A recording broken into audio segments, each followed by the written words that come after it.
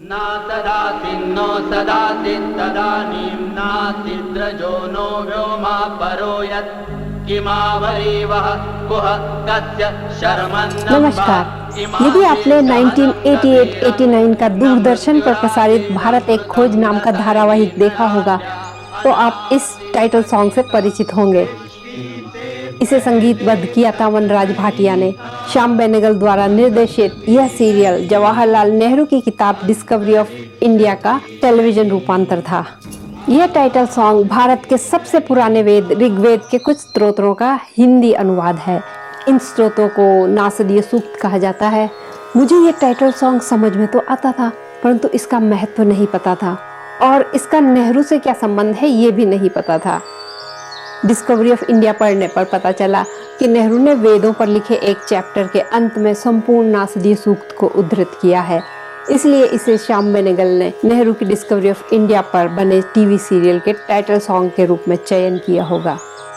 नासदीय सूक्त एक तरह से इस संसार की उत्पत्ति पर हमारे पूर्वजों के चिंतन मनन को दर्शाता है और उनकी ब्रह्मांड की उत्पत्ति के बारे में यह सोच आज के अत्याधुनिक वैज्ञानिकों के एस्ट्रोफिजिसिस्ट के सिद्धांतों से मेल खाती है। पिछले वीडियोस में मैंने नेहरू द्वारा लिखित हिंदू धर्म के अनेक पहलुओं की जानकारी दी है। आज भारत के प्राचीनतम साहित्य वेदों के विषय में बात करेंगे। पहले मैं संक्षेप में इनके बारे में जानकारी दूंगी और फिर नेहरू के वेदों पर लिखे हुए छोटे से अंश का हिंदी अनुवाद प्रस्तुत करूंगी। उसके बाद नासदीय सूक्तों की पुनः चर्चा करेंगे। हिंदू धर्म पर इन वीडियोस को बनाने का मेरा उद्देश्य है इसकी सुंदरता, उदारता, सार्वभौमिकता, यूनिवर्सलिज्म को उजागर करना, ताकि हिंदू धर्म सिर्फ अज्ञानी, अहंकारी, नफरती, हिंसक लोगों का या राजनेताओं का हथियार या मुखौटा बनकर न रह जाए। वेद भारतीय उपमहाद्वीप के प्राचीनतम ग्रंथ हैं जो यहाँ के साहित्य, सभ्यता और हिंदू धर्म के आधार हैं। भारतीय धार्मिक परंपरा को हिंदू नाम बहुत बाद में मिला। प्राचीन युग में इसे वैदिक धर्म, आर्य धर्म या सनातन धर्म के नाम से जाना जाता था। सनातन का अर्थ है पुरातन काल यानी अनंत काल से चली आ रही परंपरा और वेद शब्द विद धातु से बना है जिसका अर्थ है जानना। इन ग्रंथों में हमारे पूर्वजों की मानव अस्तित्व और इस संसार के रहस्यों को समझने की कोशिश और उनकी प्रकृति के साथ सामंजस्य करके जीवन यापन के तरीकों की जानकारी मिलती है। वेदों की रचना की कोई निश्चित तिथि नहीं बताई जा सकती, लेकिन अधिकांश विद्वान मानते हैं कि इनकी रचना लगभग 2000 वर्ष ईसा पूर्व के दौरान हुई। वेद उत्तर पश्चिम भारत में रहने वाले इंडो यूरोपियन भाषी लोगों द्वारा पुरातन संस्कृत में रचे गए स्त्रोतों का संग्रह है। वैदिक संस्कृत बाद के युगों की संस्कृत से बहुत अलग है। वैदिक आर्य पश्चिम एशिया से आए थे या फिर वे भारत के ही मूल निवासी थे, ये विवाद निरर्थक है, क्योंकि मानव प्रजाति हमेशा से ही चलायमान रही है और ज्यादातर समुदाय एक दूसरे से मिश्रित होते रहते हैं और सभ्यताएं एक दूसरे को प्रभावित करती आई हैं। वेदों की रचना में हमारे पूर्वजों के ज्ञान की और उनके अन्वेषण की भावना उजागर होती है। बहुत से स्त्रोतों का उपयोग यज्ञ और अन्य धार्मिक अनुष्ठानों में होता आया है, जहां उनका सस्वर उच्चारण किया जाता है। कई स्तोत्र अनेक प्राकृतिक शक्तियों व अमूर्त यानी एब्स्ट्रैक्ट गुणों की प्रशंसा में रचे गए थे और उन शक्तियों को देवी देवता का सम्मान दिया जाता रहा है। लिखित रूप में आने से पहले सैकड़ों हजारों वर्षों तक ये वेद मौखिक रूप से मौजूद थे और पीढ़ी दर पीढ़ी गुरु द्वारा शिष्यों को सिखाए जाते थे। ऐसा लगता है कि संपूर्ण साहित्य को बहुत सावधानी से मौखिक रूप से संरक्षित किया गया था। हालांकि याद करने के लिए संभवतः पांडुलिपियां रही होंगी जो कालांतर में नष्ट हो गई। गुरुजन इन वेदों को मुंह जबानी याद करवाने के लिए सटीक उच्चारण पर जोर देते थे और शिष्यों को ये कठिन ग्रंथ कई तरीकों से याद करवाते थे। एक पाठ को करीब 11 तरीके से बोलकर याद किया जाता था, ताकि जो सुना गया है उसे बिल्कुल वैसा ही याद रखा जा सके। प्रारंभिक रचनात्मक दौर के बाद धीरे धीरे वेदों के शाब्दिक अर्थ और उनकी अन्वेषण की भावना कम होती गई और उन्हें ईश्वर की शाब्दिक ध्वनियां या ब्रह्मांड के प्रारंभिक कंपन की ध्वनियां माना जाने लगा और इस प्रकार वेदों के अर्थ से अधिक उनका उच्चारण ज्यादा महत्वपूर्ण हो गया। क्योंकि वेदों के अनुवाद से वे ध्वनियां उत्पन्न नहीं हो सकती थी, इसलिए अनुवाद को सिर्फ पौराणिक वेदों की व्याख्या माना गया और इस तरह इन वेदों को सिर्फ सुनकर और बोलकर हजारों वर्षों तक बिना त्रुटि या फेर बदल के संरक्षित रखा गया। आज तक इनमें से कई ग्रंथ, विशेष रूप से 3 सबसे पुराने वेद, स्वर और लय की उन्हीं बारीकियों के साथ पढ़े जाते हैं जो भारत में वैदिक धर्म के शुरुआती दिनों में मौखिक रूप से सौंपे गए थे। इसलिए वेदों को हिंदू धर्म में श्रुति माना जाता है, जिसका अर्थ है जो सुना गया है। कई लोग मानते हैं कि श्रुति ग्रंथ ईश्वरीय संरचना है और ऋषियों ने सर्वप्रथम इन्हें ब्रह्मा से सुना था। अन्य ग्रंथों को स्मृति यानी स्मृति से लिखा हुआ माना जाता है। इनके उदाहरण है महाभारत, रामायण और भगवत गीता। हालांकि कुछ संप्रदाय भगवत गीता को श्रुति मानते हैं। वेदों के प्रति विभिन्न भारतीय दर्शन और हिंदू संप्रदायों के अलग अलग विचार रहे हैं। जो भारतीय दर्शन वेदों को प्रामाणिक मानते हैं, यानी उनकी अथॉरिटी को स्वीकार करते हैं, उन्हें आस्तिक दर्शन कहा जाता है। मैंने पिछले एक वीडियो में 6 आस्तिक दर्शनों पर प्रकाश डाला था, जो है न्याय, वैशेषिक, सांख्य, योग, मीमांसा और वेदांत। जो वेदों की अथॉरिटी को नहीं मानते उन्हें अनऑर्थोडॉक्स यानी नास्तिक कहा गया, जैसे कि चारवाक, आजीविका, बौद्ध धर्म और जैन धर्म। हमारे 4 वेदों के नाम हैं ऋग्वेद, सामवेद, यजुर्वेद और अथर्ववेद। जैसा कि मैंने पहले कहा, वेदों को श्रुति मानने वाले हिंदू ये मानते हैं कि वेदों के स्तोत्र और मंत्र सृष्टि के समय और उसके बाद के ब्रह्मांड की सटीक ध्वनियों को पुनः प्रस्तुत करते हैं। वेदों का पाठ करने वाला व्यक्ति वास्तव में ब्रह्मांड के उस रचनात्मक गीत में भाग लेता है जिसने समय की शुरुआत से सभी व्यक्त अव्यक्त चीजों को जन्म दिया। ऋग्वेद मानक और स्वर निर्धारित करता है, जिसे सामवेद और यजुर्वेद विकसित करते हैं, और आखिर में अथर्ववेद अपना स्वयं का दृष्टिकोण विकसित करता है और नई राह बनाता है, हालांकि पहले के वेदों पर ही निर्भर होता है। वेद और वेदों से संबंधित साहित्य को 4 भागों में बांटा गया है: संहिता, आरण्यक, ब्राह्मण और उपनिषद। सबसे पहले इन 4 वेदों की संहिताओं के बारे में जानेंगे, जो कि मंत्रों और स्तोत्रों के प्रमुख संग्रह हैं, और कुछ लोग सिर्फ इन्हें ही वेद मानते हैं। और उसके बाद वेदों के आरण्यक, ब्राह्मण और उपनिषद क्या होते हैं ये भी जानेंगे। वैदिक साहित्य के इस संपूर्ण संग्रह को श्रुति माना जाता है। 4 वेदों में ऋग्वेद सबसे पुराना है। इसमें 10,580 मंत्र हैं। उन मंत्रों से बने 1028 सूक्त और उनकी 10 पुस्तकें या मंडल हैं। ये मंत्र उचित धार्मिक अनुष्ठानों से संबंधित है, जो कि ब्रह्मांडीय ध्वनियों पर आधारित है। ऐसा माना जाता है कि ये ध्वनियाँ ऋषियों ने पहली बार ब्रह्मा से सुनी थी, परंतु शब्दार्थ ये बताता है कि ये मंत्र इस ब्रह्मांड के अस्तित्व के बुनियादी सवालों के जवाब खोजते हैं। हम पाते हैं कि वैदिक विचारकों ने अपने बारे में, अपने आसपास की दुनिया और उसमें अपने स्थान के बारे में प्रश्न पूछे हैं। विचार क्या है? इनका स्रोत क्या है? हवा क्यों चलती है? गर्मी और प्रकाश के दाता सूर्य को आकाश में किसने रखा?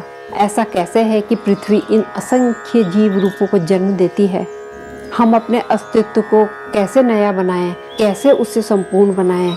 इस प्रकार वेद कैसे, क्या और क्यों के प्रश्न दार्शनिक चिंतन की शुरुआत दर्शाते हैं। जीवन की बुनियादी जरूरतें पूरी होने के बाद आत्मबोध और मोक्ष की ओर बढ़ते हुए अपने अस्तित्व पर सवाल उठाना, ऐसे दार्शनिक चिंतन में ही हिंदू धर्म का सार निहित है। ऋग्वेद में विभिन्न देवताओं, विशेष रूप से अग्नि, मित्र, वरुण, इंद्र और सोम की प्रशंसा में लिखे सूक्तों के माध्यम से इस प्रकार के प्रश्नों को उठाया गया है। ये देवता अंततः परमात्मा यानी अस्तित्व के स्रोत ब्रह्म के ही रूप माने जाते हैं। जैसा कि पहले बताया गया, कुछ हिंदू संप्रदायों के अनुसार वेदों की रचना ब्रह्मा ने की थी और उनसे सुनकर ऋषियों ने वैदिक परंपरा की शुरुआत की। इस प्रकार ऋग्वेद संहिता में प्राकृतिक और ब्रह्मांडीय अवयवों और शक्तियों जैसे अग्नि, सूर्य, उषा, रुद्र और वर्षा के देवता इंद्र की वंदना के स्रोत संकलित हैं, और अमूर्त गुणों के देवताओं जैसे नैतिक अधिकार के ईश्वर वरुण, राजकाज के ईश्वर इंद्र, मित्रता के देव मित्र और वाणी की देवी वाच की वंदना भी की गई है। धार्मिक अनुष्ठानों में होत्री इन स्त्रोतों का पाठ करता है। अब जानते हैं यजुर्वेद में क्या है। यजुर्वेद में यज्ञ अनुष्ठान करवाने वाले स्तोत्र एवं मंत्र शामिल हैं। ये सभी ऋग्वेद से लिए गए हैं। आमतौर पर इन्हें 2 भागों में बांटा हुआ माना जाता है, कृष्ण यजुर्वेद और शुक्ल यजुर्वेद। ये अलग अलग भाग नहीं है बल्कि छंदों की विशेषताएं हैं। जो भाग अस्पष्ट और ठीक से नहीं रचे गए हैं उन्हें कृष्ण यजुर्वेद, और जो स्पष्ट और अच्छी संरचना वाले हैं उन्हें शुक्ल यजुर्वेद कहा जाता है। कृष्ण यजुर्वेद के संकलन का श्रेय महर्षि वेदव्यास को दिया जाता है और शुक्ल यजुर्वेद का श्रेय याज्ञवल्क्य को, जिन्होंने इन्हें सूर्य से सुना था। यजुर्वेद संहिता के इन मंत्रों और छंदों का पाठ यज्ञ अनुष्ठान में अध्वर्यु द्वारा किया जाता है, जो यज्ञ अनुष्ठान करवाने वाला पुजारी होता है। अब सामवेद। सामवेद का अर्थ है गीत और संगीत का ज्ञान। इस वेद में गाए जाने वाले पूजा अर्चना मंत्र आदि सम्मिलित हैं। ये भी यजुर्वेद की तरह लगभग पूरी तरह से ऋग्वेद से लिए गए हैं। सामवेद में ऋग्वेद के शब्दों को संगीतबद्ध किया गया है। इसमें लगभग 1549 छंद शामिल हैं, जो 2 खंडों में विभाजित हैं, गण यानी संगीत और अर्चिका यानी छंद गीत के बोल। ऐसा माना जाता है कि गीत संगीत के साथ नृत्य भाव भंगिमा भी संबंधित हैं, जो आत्मा को उन्नत करते हैं। अनुष्ठान के दौरान उद्गाता या उद्गात्री के नेतृत्व में पुजारियों का एक तीसरा समूह छंदों का मधुर गान करते हैं। तो इन 3 वेदों को ऋग्वेद, यजुर्वेद और सामवेद को त्रयी विद्या के रूप में जाना जाता है। चौथा वेद है अथर्ववेद। अथर्ववेद पहले 3 वेदों से काफी अलग है।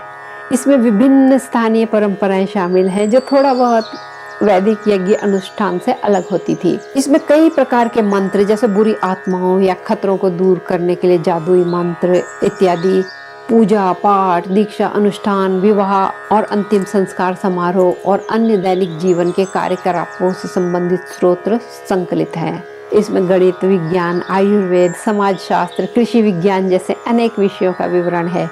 यह वेद ब्रह्म ज्ञान का उपदेश देता है और मोक्ष का उपाय भी बताता है, इसलिए इसे ब्रह्म वेद कहते हैं।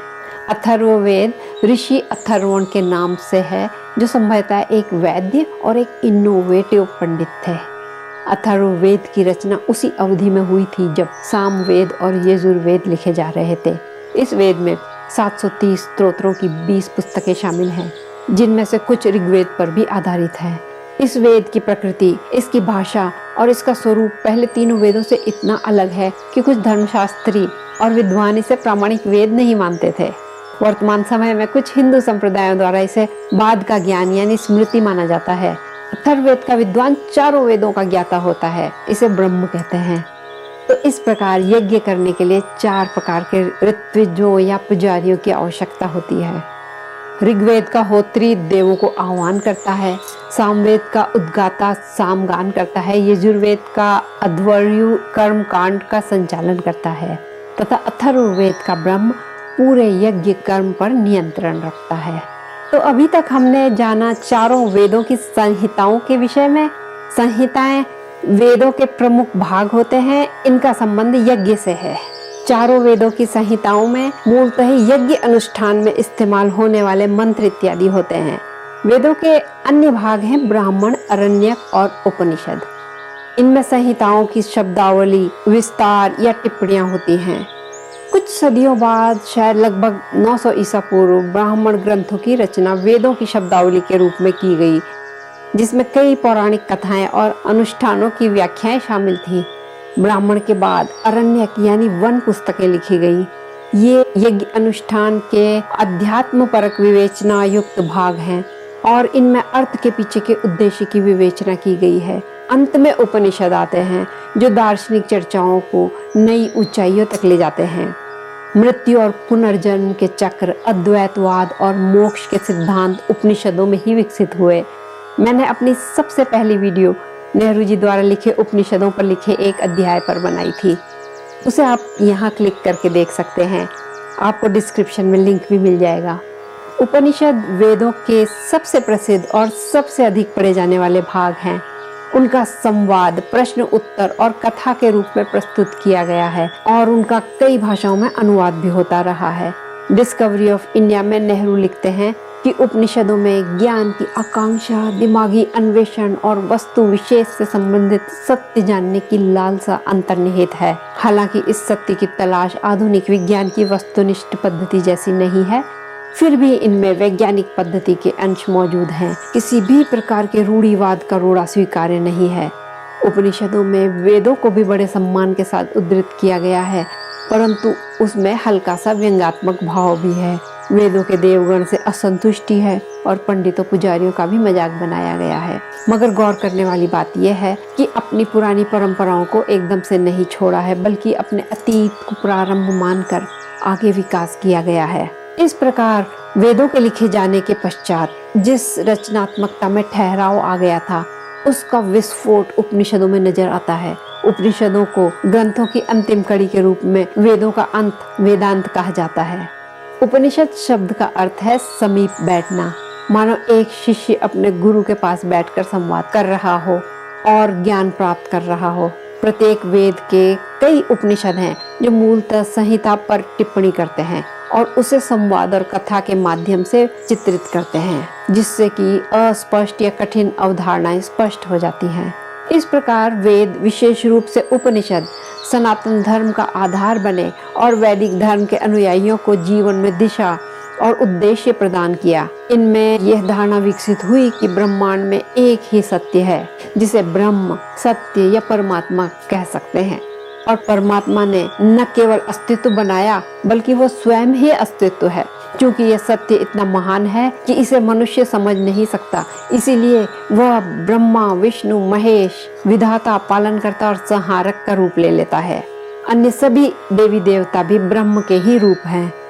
मानव जीवन का उद्देश्य अपनी आत्मा की उन्नति के लिए प्रयास करते रहना है, अच्छे कर्म करते हुए अपने धर्म का पालन करना है, ताकि पुनर्जन्म और मृत्यु के चक्र से यानी इस संसार से मुक्ति मिल जाए। जिस व्यक्ति को मुक्ति मिल जाती है, उसकी आत्मा ब्रह्म यानी परमात्मा में समाहित हो जाती है। तो इस प्रकार वेदों की अंतिम कृतियां उपनिषदों तक आते आते मानव अस्तित्व को समझने के लिए आत्मा तथा परमात्मा की द्वैतवाद और अद्वैतवाद की अवधारणाएं विकसित हो गई। उपनिषद तब लिखे जा रहे थे जब वेदों के कर्मकांड बढ़ गए थे और पंडितों के व्यवहार में बहुत ज्यादा अहंकार और रूढ़िवादिता आ गई थी। इस समय ब्राह्मणवाद को चुनौती देते हुए बहुत से नए धर्म संप्रदाय भी उभर कर आ गए थे। कुछ आस्तिक थे और कुछ नास्तिक। भगवत गीता भी इसी समय लिखी गई और हम पाते हैं कि भगवत गीता में विभिन्न संप्रदायों को एकीकृत करने की कोशिश की गई है और वैदिक ब्राह्मणवाद को फिर से मजबूत करने का प्रयास दिखाई देता है। भगवत गीता में श्री कृष्ण स्वयं को वेद, स्वयं को ब्रह्म बताते हैं और वैदिक कर्म कांडों को मोक्ष पाने की राह में बाधा बताते हैं। कुछ हिंदू संप्रदाय आज भी वेदों को महत्वपूर्ण आध्यात्मिक प्रमाण मानते हैं, लेकिन सभी हिंदू संप्रदाय इस बात से एकमत नहीं है। इसके बावजूद आज भी वेदों का पाठ और उनका अध्ययन होता है और उनके प्रति अनेक लोगों को श्रद्धा और आस्था है। पंडित और पुजारी आज भी हिंदू धार्मिक अनुष्ठानों, जीवन के संस्कारों और त्योहारों में इन संहिताओं से मार्गदर्शन लेते हैं और उनका अनुसरण करते हैं। 19वीं शताब्दी में कई समाज सुधारकों ने समाज में हिंदू धर्म में फैली कुरीतियों और अंधविश्वासों के खिलाफ मुहिम चलाई थी और वैदिक धर्म के प्रति अलग अलग तरीके से लोगों की आस्था जगाई। इन समाज सुधारकों में स्वामी विवेकानंद का योगदान बहुत महत्वपूर्ण रहा है। नेहरू विवेकानंद से भी बहुत प्रभावित थे। वे भी कर्मकांड से हटकर वेदों को भारतीय सभ्यता के आरंभ में मनुष्यों की ज्ञान व अन्वेषण की भावना और उसकी जिज्ञासा के प्रमाण के रूप में देखते हैं और उपनिषदों के अद्वैतवाद के वे बहुत बड़े प्रशंसक थे। अब आगे सुनिए नेहरू द्वारा वेदों पर लिखे गए एक छोटे से अंश का हिंदी अनुवाद। कई हिंदू वेदों को दैवीय उत्पत्ति के रूप में देखते हैं, यानी उन्हें श्रुति ग्रंथ मानते हैं। ऐसा करने से हम अपने पूर्वजों के योगदान को नकार कर उन्हें श्रेय से वंचित कर देते हैं। ये दुर्भाग्यपूर्ण है, क्योंकि इस प्रकार हम वेदों के वास्तविक महत्व को भूल जाते हैं। हमारे वेद सोच विचार के शुरुआती दिनों के मानव मस्तिष्क के विकसित होने के दस्तावेज हैं, और ये मस्तिष्क कितना अद्भुत था। वेद शब्द की उत्पत्ति विद धातु से हुई है, जिसका अर्थ है जानना। वेदों का उद्देश्य अपने समय के मानवीय ज्ञान को संकलित करना था। उनमें कई चीजें सम्मिलित हैं, जैसे स्तोत्र, पूजा पाठ, यज्ञ के कर्म कांड, जादू टोना, प्रकृति का वर्णन करती हुई बेहतरीन कविताएं। उनमें मूर्ति पूजा नहीं है, ना ही देवताओं के लिए कोई मंदिर है। इन वेदों की जीवंतता और जीवन के प्रति सकारात्मकता उल्लेखनीय है। प्रारंभिक दौर के वैदिक आर्य जीवन के प्रति इतने उत्साह से भरे हुए थे कि वे आत्मा की बात बहुत कम करते थे। मृत्यु के बाद एक प्रकार के अस्तित्व में उनका धुंधला सा विश्वास था। वेदों के अध्ययन से पता चलता है कि धीरे धीरे ईश्वर की अवधारणा विकसित हुई। इनमें शुरू में तो प्राचीन ग्रीस जैसे ओलंपियन देवता हैं और फिर एकेश्वरवाद आता है और बाद में इसके साथ साथ अद्वैतवाद की अवधारणा विकसित होती है। चिंतन मनन वैदिक युग के विचारकों ऋषियों को अद्भुत ऊंचाइयों तक ले जाता है। प्रकृति के रहस्यों पर विचार करते हुए उनके मन में और ज्यादा जानने की भावना स्पिरिट ऑफ इंक्वायरी उत्पन्न होती है। ये विकास सैकड़ों वर्षों तक चलता है और जब वेदों की रचना में विराम आता है तो उपनिषद यानी वेदांत का समय आता है। वेदांत का अर्थ होता है वेदों का अंत। उपनिषदों में हम उच्च कोटि का विकसित दर्शन पाते हैं। सबसे पहला वेद ऋग्वेद संभवतः मानवता के पास संरक्षित सबसे पुरानी पुस्तक है। इसमें मानव मन की पहली अभिव्यक्ति, कविता का वैभव, प्रकृति की सुंदरता और उसके रहस्य पर अत्यंत हर्ष व उत्साह का विवरण मिलता है। वेदों का अध्ययन करने वाले निकोल मैकनिकोल लिखते हैं, इनमें आदिकाल के मनुष्यों के शुरुआती साहसिक अभियानों का विवरण है जिनमें इस दुनिया की और इसमें मनुष्य के जीवन की सार्थकता की तलाश करते हैं। भारत में ज्ञान की तलाश जो उस समय शुरू हुई थी वो आज भी जारी है। ऋग्वेद के प्राचीनतम ग्रंथ होने के बावजूद उसके पीछे सभ्य अस्तित्व विचारों के अनेक युग थे और उन पुराने युगों में सिंधु घाटी, मेसोपोटामिया और भी कई अनेक सभ्यताएं विकसित हो चुकी थी। इसीलिए ऋग्वेद में जब हम पढ़ते हैं ऋषियों, हमारे पूर्वजों और हमारे मार्गदर्शकों के लिए, तो ये समर्पण उपयुक्त प्रतीत होता है। इन वैदिक स्तोत्रों को रविंद्रनाथ टैगोर ने अपने अद्भुत और विस्मयकारी अस्तित्व पर लोगों की सामूहिक प्रतिक्रिया का एक काव्यात्मक वसीयतनामा कहा है। सशक्त और अपरिष्कृत कल्पना वाले ये लोग हमारे पूर्वज सभ्यता के आरंभ में ही जीवन में निहित असीम रहस्य की भावना के प्रति जागृत हो गए थे। अपने सरल विश्वास से ये प्रत्येक तत्व को और प्राकृतिक शक्तियों को देवत्व प्रदान करते थे। लेकिन ये एक साहसी और आनंददायक विश्वास था जिसमें रहस्यवाद जीवन को केवल मनमोहक बनाता था, बिना उन्हें परेशान किए और बिना उन्हें किसी असमंजस में डाले। क्योंकि भारत के जनमानस का विश्वास ऑब्जेक्टिव यूनिवर्स से संबंधित अनेक प्रकार के परस्पर विरोधी बौद्धिक विचारधाराओं के दायरे से बाहर था। हालांकि वे अक्सर अपना अनुभव व अंतर्ज्ञान दर्शा देते थे। उदाहरण के लिए एक आम जन भी ये कह देता था कि सत्य एक है, बुद्धिमान लोग इसे अलग अलग नाम से पुकारते हैं। इसके बावजूद प्राचीन भारतीयों के चिंतन मनन की भावना धीरे धीरे बढ़ती रही और वेदों के रचयिता ने व्याकुल होकर पुकारा होगा, हे ईश्वर हमें आस्था प्रदान करो। और नासदीय सूक्तों में कैसे जटिल प्रश्न उठाए हैं ये उनके चिंतन मनन की परिकाष्ठा दर्शाते हैं और आज के दार्शनिक व वैज्ञानिकों को भी अचंभित करते हैं। इन नासदीय सूक्तों का मैक्स म्यूलर ने अंग्रेजी में अनुवाद किया और शीर्षक दिया टू द अननोन गॉड। इसके बाद नेहरू संपूर्ण नासदीय सूक्त का अंग्रेजी अनुवाद अपनी किताब द डिस्कवर इंडिया में उद्धृत करते हैं। नासदीय सूक्त ऋग्वेद के 10वें मंडल का 129वां सूक्त है। यह सूक्त नासद न असद से शुरू होता है, न असद, इसलिए इसे नासदीय सूक्त कहा जाता है। नासदीय सूक्त ब्रह्मांड की उत्पत्ति के बारे में चिंतन है। इसमें कोई निश्चित समाधान देने के बजाय अनेक प्रश्न उठाए गए हैं और यह सोच आधुनिक युग के ब्रह्मांड विज्ञान कॉस्मोलॉजी की बिग बैंग थ्योरी के जैसी है और आज के अत्याधुनिक वैज्ञानिकों के एस्ट्रोफिजिसिस्ट के सिद्धांतों से मेल खाती है। डॉक्टर पुरुषोत्तम अग्रवाल अपनी किताब कौन है भारत माता में लिखते हैं कि भारतीय जनता के हजारों साल पुराने समृद्ध सांस्कृतिक अनुभव का सार है अति सर्वत्र वर्जयेत, यानी अति किसी भी चीज की अच्छी नहीं। और ऋग्वेद का नासदीय सूक्त किसी भी ज्ञान प्रणाली द्वारा अंतिम सत्य प्राप्त कर लेने के दावे को साफ तौर से नकारता है। सूक्त इस हद तक जाने का साहस करता है कि सृष्टि के सारे रहस्य तो उसके सामने भी नहीं खुलते जो इसका अध्यक्ष है। उपनिषद इसी बात को और ज्यादा प्रभावी ढंग से व्यक्त करते हैं। और अंत में एक बार फिर सुनिए नासदीय सूक्त और नमन कीजिए अपने पूर्वजों को जो सोच विचार की एक बेहतरीन परंपरा संपूर्ण मानव प्रजाति के लिए छोड़ कर गए हैं।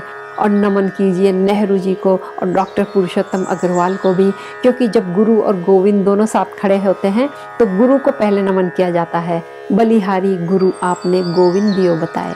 नासदीय सूक्त के 7 में से 6 त्रिस्तुब्ध इस प्रकार हैं।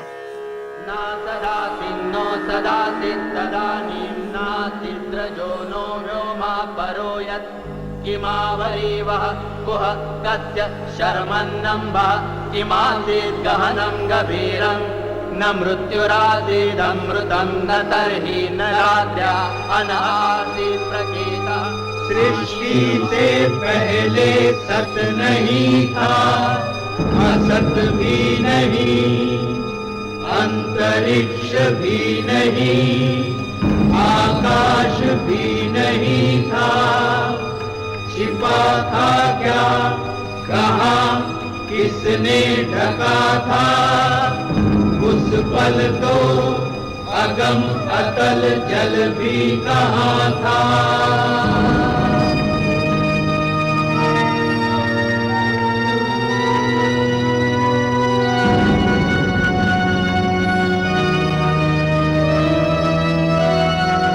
नहीं थी मृत्यु, थी अमरता भी नहीं, नहीं था दिन रात भी नहीं, हवा भी नहीं, सांस थी स्वयमेव फिर भी नहीं था कोई कुछ भी, परम तत्व से अलग या परे भी।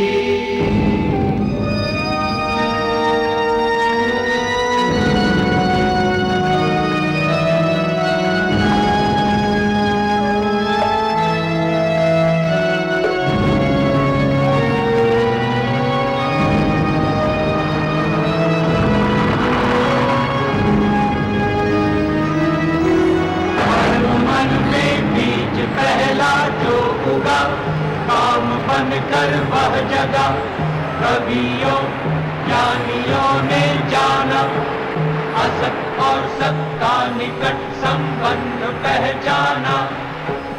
पहले संबंध के किरण धागे तिरछे, परम तत्व उस पल ऊपर या नीचे, वह था बटा हुआ पुरुष और स्त्री बना हुआ, ऊपर दाता वही होता, नीचे वसुदा सदा हो गया। सृष्टि ये बनी कैसे, किससे आई है, कहाँ से? कोई क्या जानता है, बता सकता है?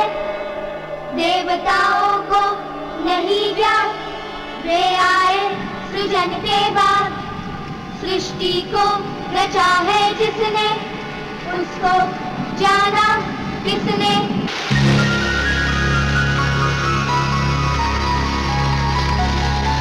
सृष्टि का काम है करता, करता है वह अकर्ता, ऊंचे आकाश में रहता, सदा अध्यक्ष बना रहता, वही सचमुच में जानता या नहीं भी जानता है, किसी को नहीं पता, नहीं पता।